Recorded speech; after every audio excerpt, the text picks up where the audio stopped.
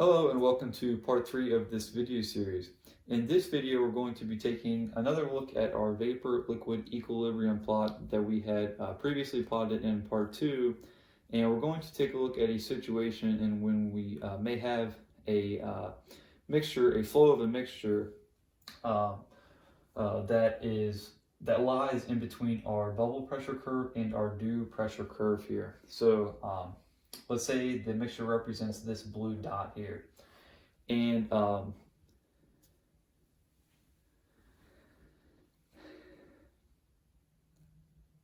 hello and welcome to part 3 of this video series. In this video, we're going to be taking another look here at our vapor liquid equilibrium plot that we had previously plotted in part 2.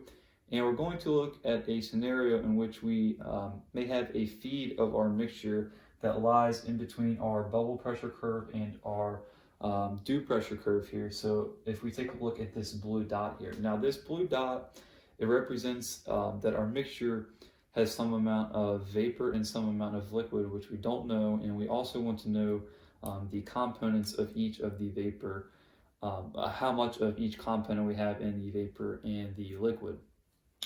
So a situation in which we may run across this in a real life scenario is if we have, let's say, a flash drum here, and we have a feed here. Let's say we have a feed going in of 10 moles per second, and our Z1 here is 0.4. So again, our first component is benzene.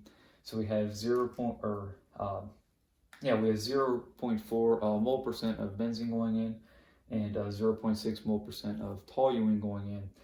And we know our temperature and pressure here. So again, we have, if we're looking at our constant temperature plot, we know our temperature here of 393, and we have our point here, so we also know our pressure. So temperature and pressure are known. And we want to know, okay, how much vapor and how much liquid do we have? And if we are sending off our vapor up here and pulling off our liquid down below, what would be the how much of benzene would be going up, how much toluene would be going up, and how much benzene toluene would be coming down in the liquid phase. So first, what we can say here, I'm going to go ahead and erase this.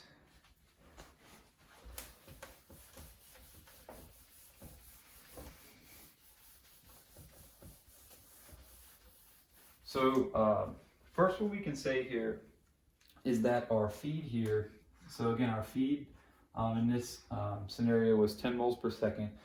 Our feed here is going to be V, which is the total moles in the vapor phase, plus the total moles in the liquid phase, L.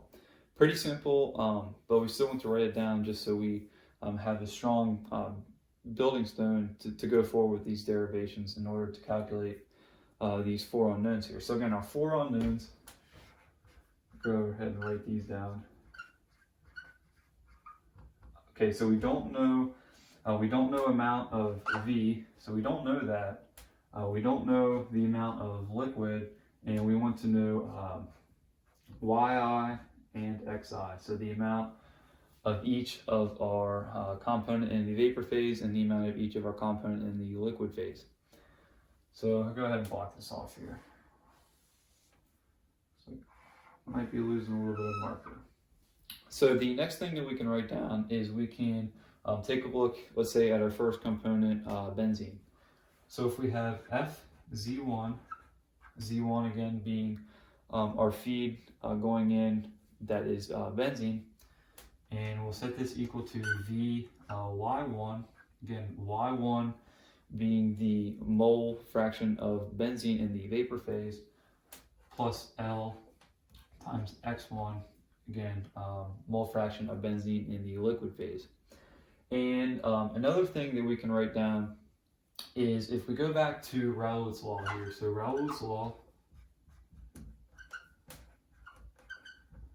again, is Xi pi sat, so the mole fraction of our mixture in the liquid phase times the pure component vapor pressure.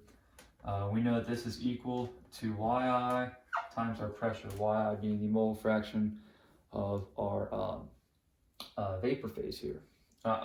this is the mole fraction of the liquid phase. I'm not sure if I said liquid or vapor there, but this is a mole fraction of liquid. And what we can say here, we commonly, or there's a common variable here or expression that we write, and it's in many textbooks, is this Ki. And this Ki is just simply the fractions of our, it's a fraction of our mole fractions here, if you want to think of it that way. So Ki is Yi over Xi. And well, what is Yi over Xi? Well, it's just simply our PI sat, so the per component vapor pressure here divided by our pressure. And this expression here will help us with our derivation here to find our four unknowns, because we know our temperature here. So we know our temperature and we also know our pressure here. So if we know our temperature, we can calculate our pure component vapor pressure, and we also know our pressure, so we can calculate our Ki here. Okay, so now we're going to look at, in order to derive our four unknowns, we're going to start with, we're going to derive something called the Rachford Rice equation. So I'm going to block this out here. And if we have Rachford Rice,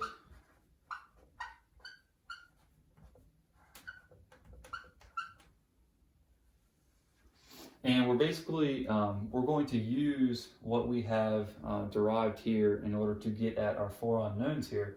So we have our feed equals total moles, and we have our feed times our first component benzene, and we also have our K here. So the first thing that we can write down for Rachford Rice here is that the summation of Yi minus the summation of Xi equals 0.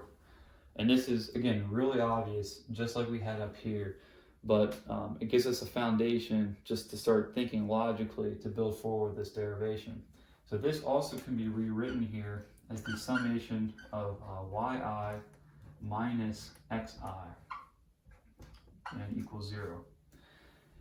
And if we take a look at this here, well, we know our Yi here.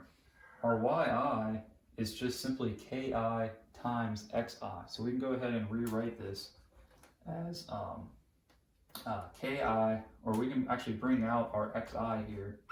Xi times Ki minus 1. Again, just bringing out our Xi here. So that gives us this expression here. I'm going to go ahead and give it some more room here. I'll rewrite what we need here.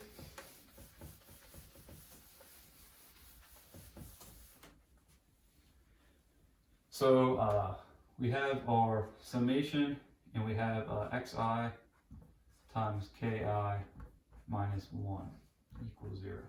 All right, sorry about that. My marker was dying there, so I had to switch from blue to black. But I wrote down what we just derived. So our summation of Xi times Ki minus 1. And then this expression here I had previously written for our benzene component, but we can write it for our mixture here. So instead of having 1, we can have I here. And what we can do here is substitute in Ki times Xi for our Yi, and substitute F minus V for our L here, just to eliminate a variable. So this expression here would become F Zi equals to V times Ki Xi plus F minus V times Xi. And we can go ahead and factor out our Xi here since we have it in both terms. So Xi times V Ki plus F.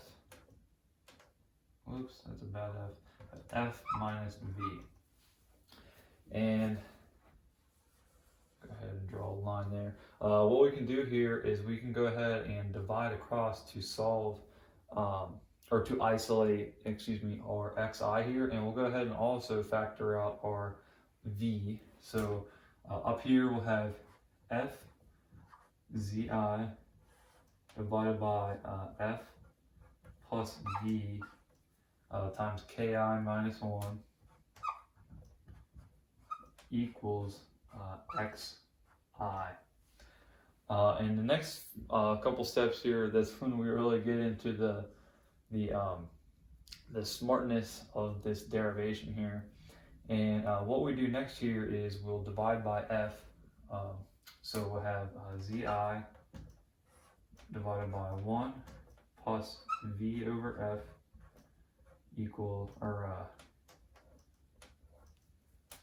times ki minus 1,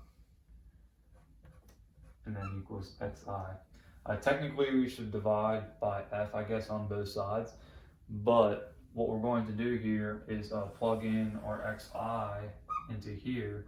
So since this is set equal to 0, if we divide it by f, it would not matter. So once we plug this in here, you'll see, again, plugging this in, I know it gets a little messy, but we have the summation here, and then this is just equal, this goes from I equals 1 to 2, since we just have two components of benzene and toluene here. So substituting in, we'll have Zi times Ki minus 1,